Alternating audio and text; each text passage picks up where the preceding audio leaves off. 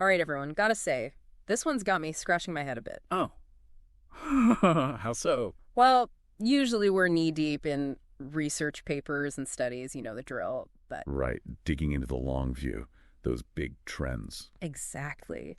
But this time, you, our amazing listeners, threw us a curveball.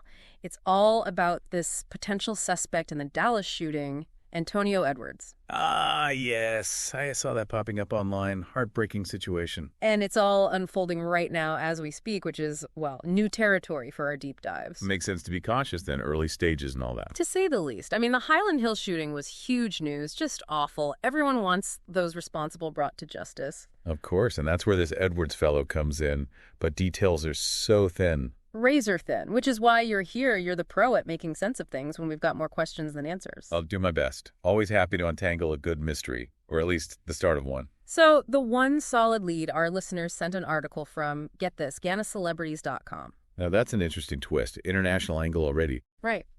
So we're going to break it down, see what it tells us, what it doesn't, and hopefully arm you with the right questions to follow along as this develops. Okay, first line of this article. Who is Antonio Edwards? Like, it's the headline in every newsroom, you know? That's the $1 million question, isn't it? And that's the challenge with breaking news, especially cases this big and this tragic. Everyone craves instant answers, but reliable information, the kind that's been thoroughly checked and double-checked, that takes time. And while everyone's waiting, the rumor mill goes into overdrive. I will say, to the article's credit, they're careful with their wording. It's all allegedly and suspect. Good to hear. Responsible reporting is crucial here. Definitely. But even so, details about Edwards himself, non-existent, no age, no background, nothing. It's a common problem in the initial reporting.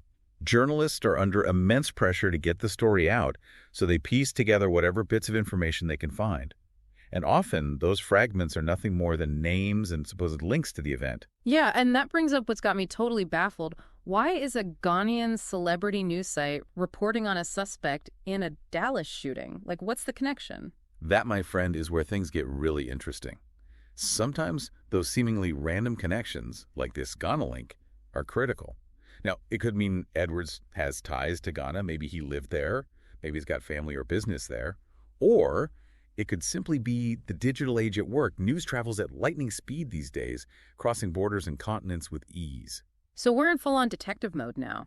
Is this the clue that cracks the case wide open, or are we chasing a red herring? It's too soon to tell. We need more information, more pieces of the puzzle. But you've hit on a crucial question.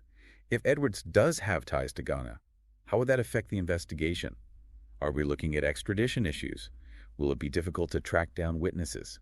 It adds a whole new layer of complexity. This deep dive feels a lot different than our usual ones. It's like we've usually got a map and a compass, and this time we're feeling our way through the dark. And that's an important lesson in itself. Sometimes, the most valuable learning comes from navigating uncertainty. Pay close attention to how this story develops over the next few days and weeks. What new details emerge, who's reporting them, and can you trust their track record? This case, even now, shows just how important it is to be careful with the information we consume. It really does, and that's where you, our incredible listeners, come in. If you come across any reliable information on Antonio Edwards or anything to do with the Dallas shooting, don't sit on it, share it, send it our way. We're all in this together, trying to piece together this puzzle one bit of information at a time.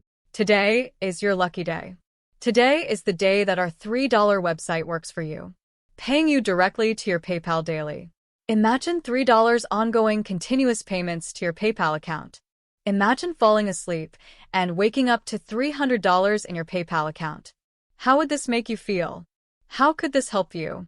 What bills could you pay? What kind of fun could you have? What does that retirement look like now? All for a one-time payment of $3. This website is DFY done for you, fully built and completely hosted, and never stops collecting payments for you. You have spent $3 on coffee on a regular, but that coffee won't help you create multiple streams of income. Click the link below.